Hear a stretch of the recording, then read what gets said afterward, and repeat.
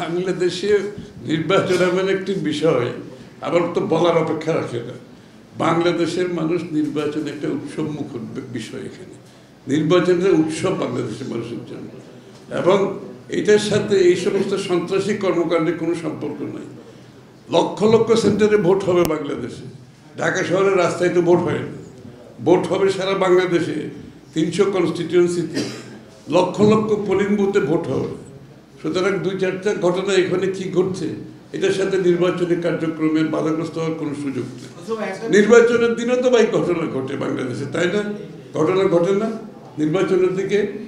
এখন যদি 20টা সেন্টারে যদি ঘটনা ঘটে কয়েক লক্ষ সেন্টারের মধ্যে, তার জন্য এটাকে আমাকে ধরে নিতে হবে যে আমার নির্বাচনী কার্যক্রমে বাধাগ্রস্ত হচ্ছে? এটা তো সবসময় ছিল, এমনকি নির্বাচনের দিনেও কিছু হয়। এই সমস্ত ভায়োলেন্স তো হতেই পারে। এটার সাথে নির্বাচনকে মিশিয়ে ফেলার, গুলিয়ে ফেলার কোনো সুযোগ নেই। যারা এই অপচেষ্টা করে তারা আসলে নির্বাচন চায় না, তারা গণতান্ত্রিক অর্ডারে বাংলাদেশকে ফিরিয়ে নিতে চায়।